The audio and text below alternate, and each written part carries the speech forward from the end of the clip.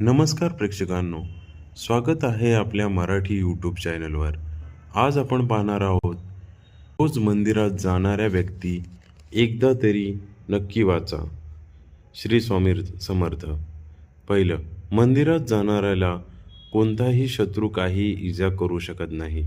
दुसरं, दररोज मंदिरात गेल्याने अपघात, आत्महत्या, खून यासारख्या अचानक होणाऱ्या घटना आणि कोर्ट कचेरीपासून दैवी संरक्षण मिळते. तिसरं, दिवसाची सुरुवात मंदिरात केल्यास मन प्रसन्न राहते आणि दिवसभरातील सर्व कामे मार्गी लागतात.